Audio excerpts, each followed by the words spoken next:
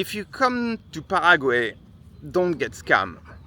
And I think that's not just valid for Paraguay, but for a lot of countries. Let me start with a story. In 2021, I was trying to find communities worldwide. And I find one of those communities where they tell you that there is common space, a lot of things are great, you are between like-minded, and you can invest to get a piece of land, build a house, and all these kind of things. Turns out that I followed that community for some time. I had interview with the people who run this community, who started it, and advertised it. Turns out that one family from Europe moved to this community. They only realized a few months later that it wasn't what was advertised. There was strong leadership, a hierarchical, basically, governance model, and people didn't really have a say. And they invest money, but it was not what they expect at all in terms of community. And there was also no development of the land, no development of infrastructure. So it's only after some time and different interviews with people who were there, who invest there, that I understood that it was a scam, right? And there was further digging that revealed that it was a scam. But that's not the only case.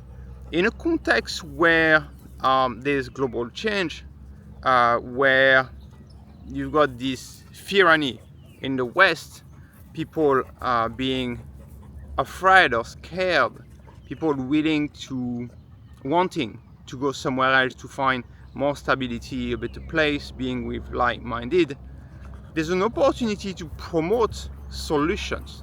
One of those solutions is basically communities.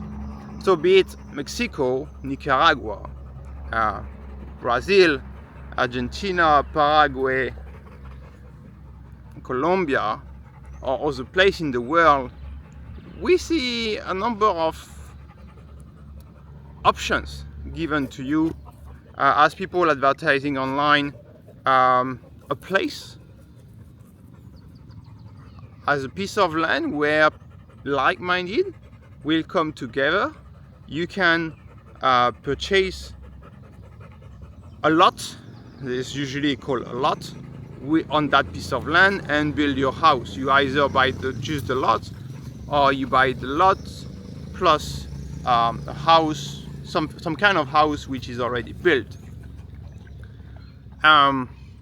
Unfortunately, if you don't do your due diligence on that, if you don't check properly whether or not this is really a community and there's a good intent of the people behind, or no, they are just about getting money from you and that's it. It's very important, because so I've been sending one family toward this scam without even knowing it, and I've learned so much along the way. I was really disappointed actually about my I did checks, but it was everything was compelling, but sometimes it's too compelling. There was a case in Paraguay with, for instance, El Paraíso Verde. So I met along my way in Paraguay for the past 4 months a number of families who invested in El Paraíso Verde for trying to get out because it was not what was advertised. I don't have all the details, so also I get testimonial from people who invested and were trying to get back their investment or sell the house or the land they bought there. I don't have all the insight, but it doesn't sound good to me. The experience doesn't sound good. If it was a good experience, then people would still be there and they would basically continue to live their life on this place in a happy manner and with, I would say, good financials. Because the key point of those scams usually is that they are asking for, let's say, 50,000 USD, 100,000 USD, maybe 200,000 USD or more, and it can be a significant part of your capital. For some people, if your wealth is millions of dollars, then it's just a small share. But if your capital is like, let's say, 300,000, 500,000 USD or euro equivalent, then it could be a big share of your wealth, of your assets, being allocated to this because you think that it's a good solution for your family, especially in a context where many of you have never experienced that at all in your life, meaning that you never thought about living in a community or stuff like that. You were happy within society and stuff like that, but you realize that society sorry about the flight in the early morning, it's like wow. You realize that society took a wrong turn, and what was a good context, something that was okay, is no longer okay. So you're looking for another context, and the context of a community of like-minded people living together is highly appealing. It's so appealing that we feel compelled by it. We feel like, oh yeah, I should try that. It's a potential solution. And we forget about common sense. We forget about checking basic things. I built Peopleizer in 2019. Peopleizer.org, you've got a whole section dedicated to move somewhere else. Part of this section is about if you want to go join a community, here are a number of checks that you should be doing. For instance, is the community being hype? Is the solution being hype? How is the governance structure, means how decisions are taken? Is it one or two guys at the top and then the rest basically follow decisions? Or is it basically a shared governance between all members of the thing? What is the deal basically offered to you? Are you offered to buy a lot within a larger piece of land? So some people will not like it, but there's a project right now in Paraguay, right, by I think two guys who joined together. I look at it, right, basically the land looks like 6 hectares. I look at the website and the cumulative investment that they seek. It's 4 million USD across I think something like 20 or 25 lots being sold. But like, I wonder, right, like, okay, one guy buy the land for something like 75,000 USD. Then they try to make out of that around, I suspect the value of 6 or 7 hectares in Paraguay is maximum 50 to 75,000 USD, based on my search in that area, where I see many plots of land or of even larger size for way cheaper price. And so they try to get a cumulative investment of 4 million USD. That's a lot versus 75,000 USD. And knowing the law in Paraguay, you cannot parcel, you cannot split your land very easily. Why? Because if everyone was able to do it, then it's the game of wealthy people, I would say here. That's why you see fraction, lotus being advertised, because they make a lot of money on it, right? It's like the land doesn't cost much, but you can divide it in 100, 200 or more pieces, and then sell it by little chunks, little bites, basically. So it's a highly profitable system. And I doubt that they be able to cut their land into 20 or 25 lots. So in that case, what is the deal being proposed to you? Do you get land title? Are you sold a membership, right? Are you sold any other model? It's very important to understand, what do you buy? Okay, I pay 80,000 USD. What do I get? And do not believe anything like we're working on it. We're working on the legal detail. It's in process. It's with we've got one of the best lawyers in Paraguay and it's in process with him. Bullshit. Seriously. Fucking, sorry to say it straight to your face, fucking bullshit. Because I heard that before. I heard that in Mexico. Oh, we've got, with us, we've got one of the top lawyer of this area of Mexico. Yeah, bullshit. The guy was in the scam as well, of course. Don't be fooled. Not just people selling the land, but also the lawyer and other people from that team will be in the scam. There's so much money to be made. It's in terms of money to be made, it's insane. This is frame things like the things being hype, the solution being hype. It's too good to be true, yeah, because it is too good to be true. The investment model, the governance are already three things that you should be looking at. I put below the link to peopleizer section related to move somewhere else communities, where you've got a whole page written on that. And like, if you are interested in communities, then these are things that you should be checking, okay? Because I think it's extremely sad that people literally lose a part of their wealth.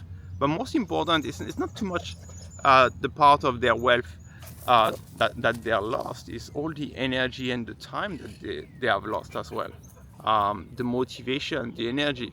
Some people have, after this type of setback, they just go back home. They just go back to the West because they don't have, they have a sour feeling in their mouth. And it's like, many of them actually didn't learn.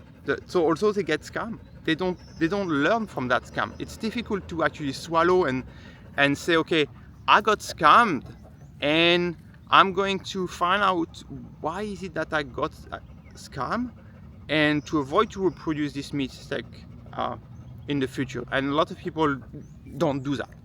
They just can't process it. It's just too much. They don't want to think about it. So it's almost like being in denial of being scammed. It's just normal psychological thing. So yeah. So to continue, right now and in the future, you're gonna continue to see communities being advertised by people who purchase a piece of land and are seeking to either with good intent create a community, or are seeking just to make money out of you.